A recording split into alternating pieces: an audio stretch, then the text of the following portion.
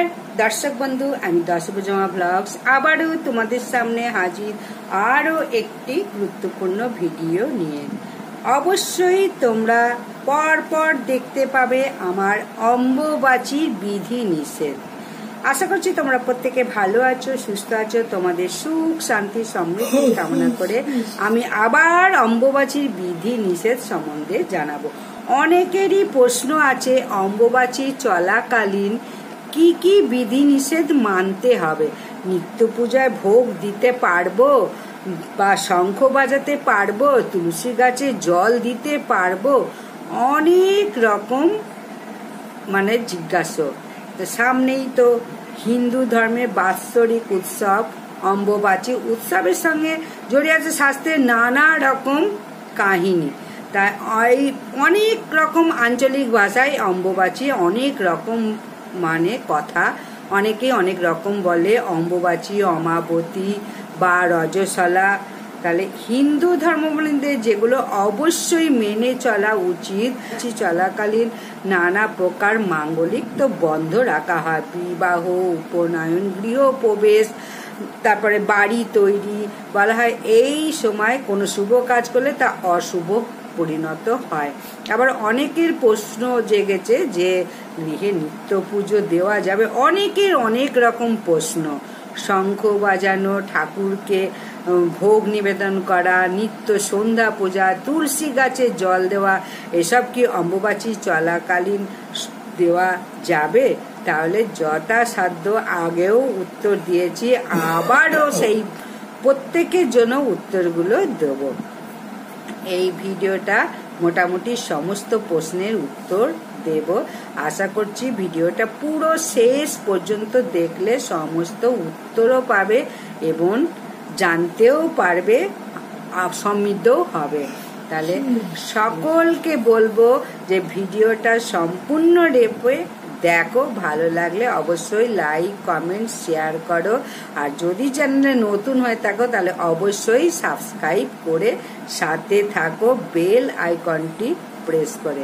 অম্বুবাচী পড়েছে এবছর 2024 22শে জুন শনিবার দিন, আর 7ই আষাঢ় বাংলার শনিবার লাগছে সকাল 8:45 থেকে। আর অম্বুবাচী নিবৃত্তি 25শে জুন মঙ্গলবার রাত্রি 9:08। উড়িষ্যায় এই পার্বণকে বলা হচ্ছে রজ উৎসব। তো এই কামাখ্যায় বিশাল বড় করে পালন করা হয় এই অম্বুবাচী। কথা আছে যে লাল তরল বস্তু নিশ্চিত হয় এই কামাখ্যাতে। এখন প্রত্যেকের প্রশ্ন একটাই, সেই প্রশ্ন নিয়েই আসছি আমি। তুলসী মাকে জল দেওয়া, তারপরে ভোগ দেওয়া, নানান এই যে আমাদের গৃহের যে পুজো করি এগুলো কি করা উচিত? অনেকেই প্রশ্ন করেছো যে আমি কৃষ্ণ মন্ত্রে তো দীক্ষিত, আমি কি গোপাল সেবা করতে পারবো, গোপালকে ভোগ নিবেদন করতে পারবো? তাহলে চলো সমস্ত প্রশ্নের এখন উত্তর দেব। অম্বুবাচীর সঙ্গে জড়িয়েছে অনেক আচার অনুষ্ঠান। সন্ন্যাসী, বিধবারা বিশেষ করে এই জিনিসটা পালন করে, যে সেই কারণে শুভ কাজ নিষিদ্ধ থাকে অম্বুবাচীর সময়। অম্বুবাচীতে কৃষিকাজও বন্ধ থাকে। অম্বুবাচী চলে যাওয়ার পরই নিবৃত্তি হয়ে যাওয়ার পর যে কোনো মাঙ্গলিক জিনিস, চাষবাস, পূজা পাঠ করা হয়। আবার 7 দিন অযাত্রাও থাকে অম্বুবাচী নিবৃত্তির পর। তাহলে এই সময় ভূমি কর্ষণ করা যায় না, কারণ মা ঋতুমতী হন।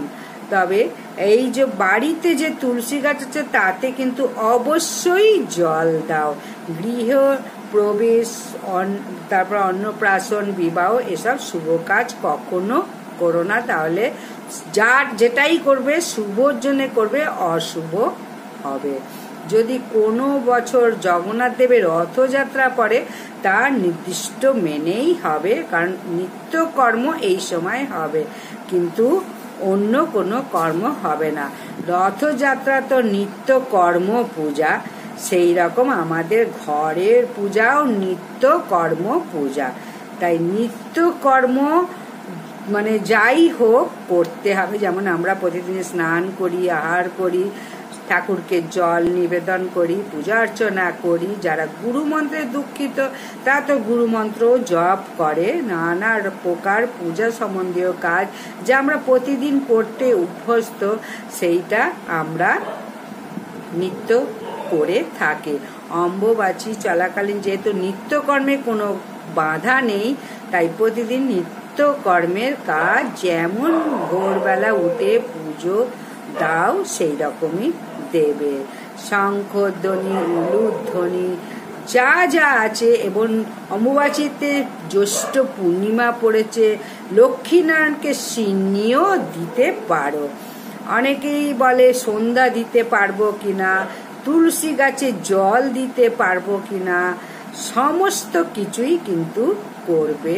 সন্ধেবেলায় যেমন প্রদীপ দাও, তুলসীতে জল দেবে সকালবেলা, কোনো বাধা নেই। এগুলো নিত্য কর্ম। আদিশক্তি বিভিন্ন রূপ, কালী, দুর্গা, বিপত্তারিণী, সীতা, চণ্ডী মূর্তি বা পটে পূজা করেন তারা মূর্তি লাল কাপড় দিয়ে ঢেকে রাখতে পারো, বা না মানে দিলেও চলবে। শুধু কামাখ্যা মন্দিরটাই বন্ধ থাকে, বাকি সব জায়গায় মন্দির খোলা এবং কাপড় না দিলেও চলবে। অনেকে কাপড় দিয়ে আচ্ছাদন করে দেয়, কিন্তু এটা নিয়ম নয়। নিয়ম হচ্ছে পুজো পাঠ প্রতিদিনের মতো করো। তাহলে আদিশক্তির বিভিন্ন পট যদি থাকে তাহলে লাল কাপড় দিয়ে অনেকে মুড়ে দিতে বলছে, মুড়ে রেখে দাও। অম্বুবাচী নিবৃত্তি হয়ে যাওয়ার পরে পুনরায় সেই দেবী মূর্তির পটটিকে ভালো করে আচ্ছাদন খুলে ভালো করে মুছে গঙ্গার জল দিয়ে আবার যেমন ভাবে বসানো হয় বসিয়ে পুজো পাঠ করো। শুধু দেবী রূপে যারা আছেন, কালী, জগদ্ধাত্রী, বিপত্তারিণী, শীতলা, এইসব দেবী মূর্তি আচ্ছাদন করো। রাধা কৃষ্ণের নিত্য পূজন করা যাবে, গোপাল সেবা করা যাবে, কোনো রকম বাধা নিষেধ নেই। গোপালকে যেমন সারা দিন ভোগ দেওয়া হয়, ভোরবেলা উঠে সকালবেলা মানে 4-5বার গোপালকে যেমন সেবা দাও সেই রকমই সেবা দেবে, কোনো নিষেধ নেই। এগুলো নিত্য কর্ম। যারা শাস্ত্র মতে দীক্ষিত তারা জপও করবে। তারপরে গুরু পূজাও চলবে অম্বুবাচীতে। গুরু যদি নারী হয় তাহলে নারীকেও পূজা করা যাবে। ইষ্ট মন্ত্র যত বেশি জপ করবে ততই ভালো। অম্বুবাচীতে কাঙ্ক্ষিত ফল লাভের জন্য মনে মনে দেবী কামাখ্যাকে জানাবে, এতে মনস্কামনা কিন্তু পূর্ণ হবে। সর্বভয় নিবারণের জন্য আবারও বলবো, আম দুধ ঠাকুরকে ভোগ দিয়ে সেইটা মানে সেবন করো, তাহলে কোনো সর্প থেকে ভয় থাকবে না। তাহলে আম দুধ দেখে মানে কিভাবে আম দুধ খেতে হবে ভাত দিয়ে সেটাও দেওয়া আছে। তাহলে ঠাকুরের ভোগ অবশ্যই বারবার বলবো, আম দুধ একদিন দাও, যদি বাড়িতে না থাকে মন্দিরে দিয়ে এসো। অনেকের বাড়িতে আবার মূর্তি নেই, তাহলে ভোগ কিন্তু আম দুধ ঠাকুর মন্দিরে দিয়ে এসো। তাহলে যা যা নিত্য কর্মের পরে, যেমন গোপাল সেবা অম্বুবাচী চলাকালীন অবশ্যই যেমন যেমন করো সেই রকমই করো, কোনো রকম নিষেধ নেই। কিন্তু অম্বুবাচী চলাকালীন গৃহে নিত্য পূজা, শঙ্খ বাজানো, আরতি করা, উলুধ্বনি দেওয়া, ভোগ নিবেদন করা, নিত্য সন্ধ্যা পূজা, তুলসী মঞ্চে জল দেওয়া, সমস্ত কাজ করা যাবে। এইসব কাজে কিন্তু কোনো বাধা নেই। অম্বুবাচী চলাকালীন দেবী দর্শন নিষিদ্ধ থাকে, তবে লাল দিয়ে যে কাপড়টা দিয়ে ঢাকা দেওয়া যায়, তাহলে সেখানে প্রদীপ ধূপ দিয়ে চালিয়ে দেখাতে পারো, এবং আম দুধও নিবেদন করা হয়। অম্বুবাচী চলাকালীন এই 3 দিন ব্রহ্মচারী, সাধু, সন্ন্যাসী, ব্রতী এবং বিধবারা আগুনে রান্না করে কিন্তু কিছু খায় না, বিভিন্ন প্রকার ফলমূল খেয়ে কাটায়, অথবা অম্বুবাচী শুরু হওয়ার আগে তৈরি করা খাবার খেতে পারে, যদি খেতে পারো 3 দিনের বাসি। তাহলে এই অম্বুবাচী অনেকেই পালন করে যারা বিধবা, আবার এখন অনেকে পালন করছে না। যেদিনকে নিবৃত্তি হবে সেদিন অবশ্যই গঙ্গায় স্নান করো এবং ভগবানকে মানে পুরোহিতকে বা ব্রাহ্মণকে কিছু দান করো, এবং যত সধবা নারী আছে নিবৃত্তির দিন প্রত্যেককে সিঁদুর পরাও গঙ্গায় স্নান করে এসে। আর এই অম্বুবাচী চলাকালীন সধবা নারীরা কিন্তু সিঁদুরও পরতে পারবে, সমস্ত কিছুই করতে পারবে।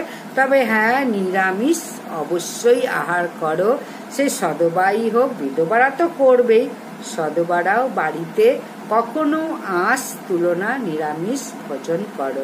বৃত্তির পর গঙ্গা স্নান একবার হলেও করো, সমস্ত রকম পাপ ধুয়ে যাবে, পাপ মুক্ত হয়ে যাবে।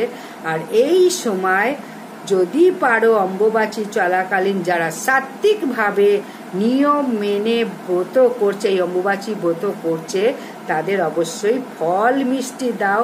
সমস্ত রকম দুরারোগ্য রোগ ব্যাধি সব সেরে সে মুছে যাবে, আর যত রকম শুভ বাড়িতে প্রবেশ করবে।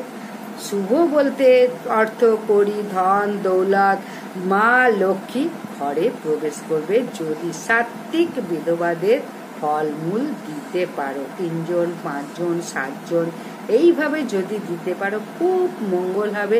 এই সময় অবশ্যই তোমরা একটু বিধবাদের দাও যারা করছে নিষ্ঠার সঙ্গে। আর হ্যাঁ, যারা করতে পারবে না তাদের জন্য ভিডিও বলে দিয়েছি, একদিন করো, নিষ্ঠার সঙ্গে করো, দেখো কোনো রকম পাপ হবে না, এতে ভগবান এতে আশীর্বাদই করবে। যেসব বিধবারা 3 দিন করতে পারছো না, কারণ অনেকের তো অনেক রকম কষ্ট, অসুখ বিসুখ রয়েছে, একদিন কষ্ট করে যেরকম একাদশী করে সেই রকম অম্বুবাচীটা একদিন পালো, কিন্তু বাকি যে 2 দিন সেটা নিরামিষ খেও না, আমিষ খেও না, নিরামিষ খাও, গরম ভাত টাত খেতে পারো।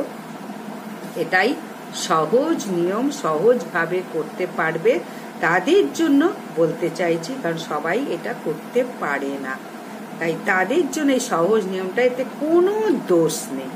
তাহলে আজকের মতো ভিডিওটা এখানেই শেষ করছি। অবশ্যই ভালো লাগলে লাইক, সাবস্ক্রাইব, শেয়ার করে দাও। প্রত্যেকে ভালো থাকো, সুস্থ থাকো। নমস্কার।